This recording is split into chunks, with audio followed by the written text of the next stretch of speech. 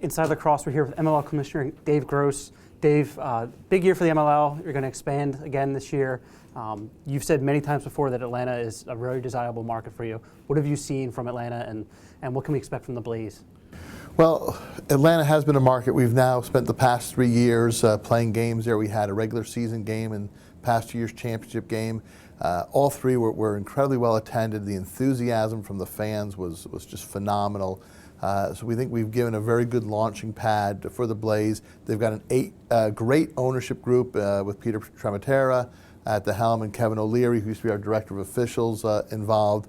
And we've really seen just in the short time that they've been announced, the fans are swarming to buy their tickets. This season, the Lizards just had a fantastic year.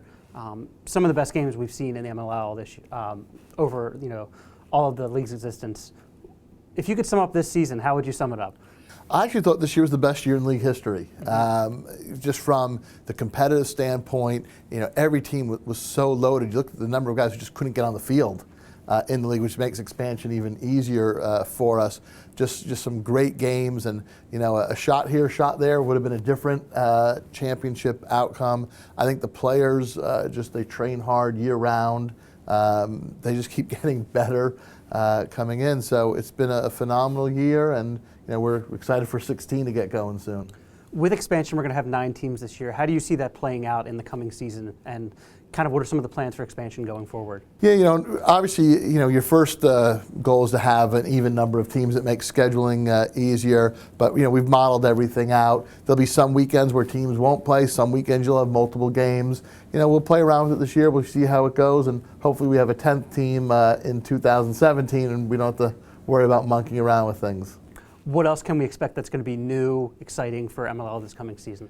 Well, again, having a new team always brings excitement.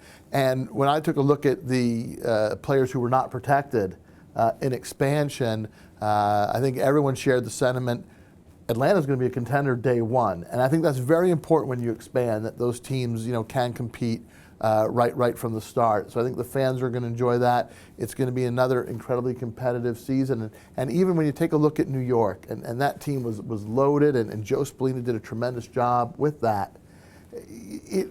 They were never anointed, oh, they're definitely going to be the champion. I mean, Adam Gilman, if he scores, all of a sudden Boston's in the final against Rochester. So the margin of error in this league, it's so slight. And what these guys have to go through to perform each week, it just makes it so amazing. And for the fans just to come out and watch and just see the greatest form of the game possible. We were talking off camera before you came in here about Greg Renly and his incredible season at the Face-Off X.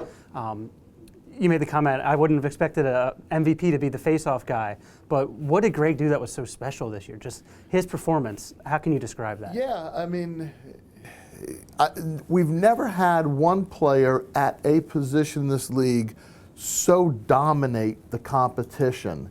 And you take a look at one of the early games of the year when New York played Rochester. I think New York was up, was it 7 or 8-0 before Rochester ever touched the ball. And to have somebody that can get you that many more possessions versus your opponent, he was the most valuable player in this league. And I don't think it really was a question. When you think of guys like Greg, he's a full-time lacrosse industry person now with the Face-Off Academy. You have Paul Rabel, you have Rob Pennell, these big personalities. How are these guys taking the sport to a different level? Well, it's huge having guys as full-time players, and you got to give Rabel the credit. He was really the first one to show the guys, hey, here's the formula to do this, and you got to hustle. You can't sit there and wait for people to come to you. And we've got more and more guys now that are lacrosse players, and it just grows the sport because they're out pushing the sport all day versus being at a desk job where that becomes their main focus. So it's a great thing for the league to have more of these guys playing, and one day the goal is all they're doing is playing in the league. Thanks a lot for the time. Great, thank you, Matt. Thank you.